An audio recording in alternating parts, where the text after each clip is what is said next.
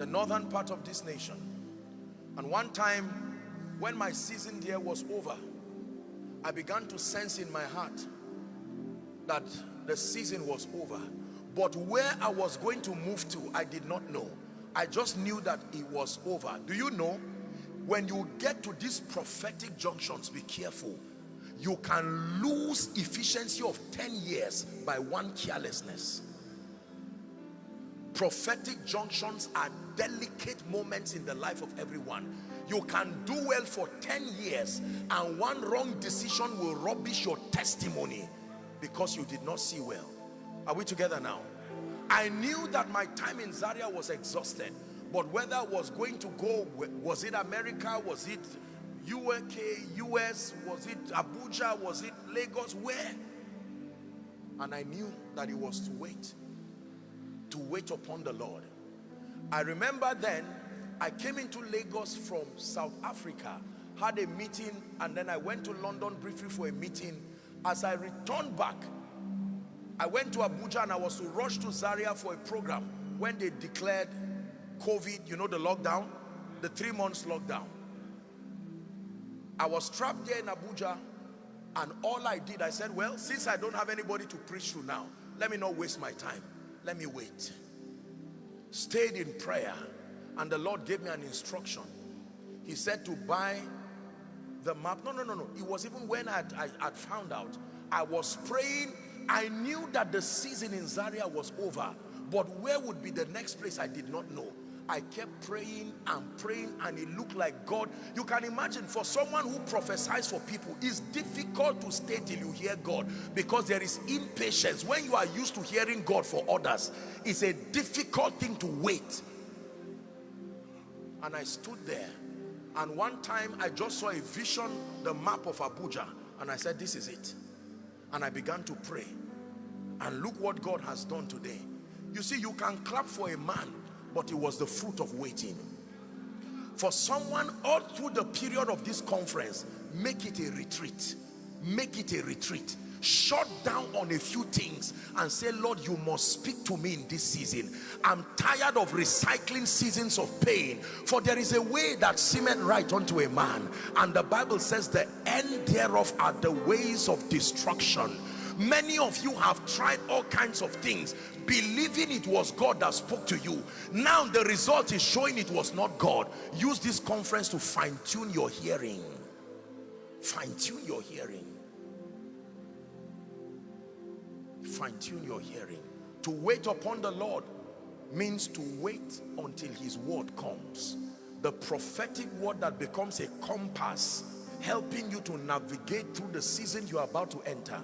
Number 3, what does it mean to wait upon the Lord? Who is learning tonight?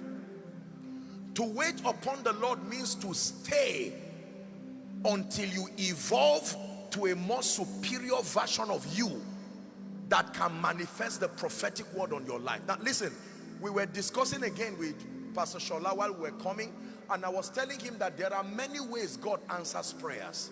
Let me tell you 3 ways God answers prayers. Number 1, by supernatural manifestations like healings, deliverances. He can answer you instantly, supernaturally. Number 2, God answers prayer by introducing the ministry of men to your life. The ministry of men. Number 3, God answers prayers by causing you to grow into the version that he can bless. Because there are many things that we call prayer requests today that are only there because you have not grown. It was never supposed to be a prayer request. The fact that you have it as a prayer request is proof to you that you have not grown to the version that can be trusted with that answer. Are we learning now? So when you wait upon the Lord, you stay there. Please listen. This is a major component of waiting. To wait until you mold like a reptile, like a snake, coming out of your former self into a more spiritual version, a more consecrated version, a more enlightened version. To wait upon the Lord means to stay in his presence until that which becomes a limitation to your next level is broken. The flesh, the encumbrances that tie you down, the wait. You stay in his presence until that circumcision happens. Don't forget what we're discussing, that to wait upon the Lord, number one, is a spiritual orientation of total trust and dependence upon the Lord. Number two, to wait upon the Lord means to stay until he speaks, using his voice to give you direction for the next season. Number three, to wait upon the Lord means to stay in his presence until his presence does something to you and evolves you to a more spiritual version, a more powerful version, a version of you with greater capacity to now be able to handle the weightier things that he wants to bring you into. The Bible says an heir, for as long as that heir is a child, he differeth not from a slave. If that heir is a man of God, no matter what kind of expectation you have, God will restrict growth. He will restrict results until growth is attained. God will restrict results until growth is attained.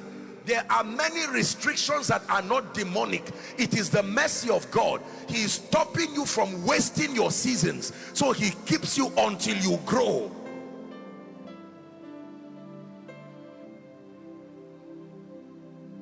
Who is learning? So when the Bible says they that wait upon the Lord, you understand what he's saying now. They that have this consciousness that my entire life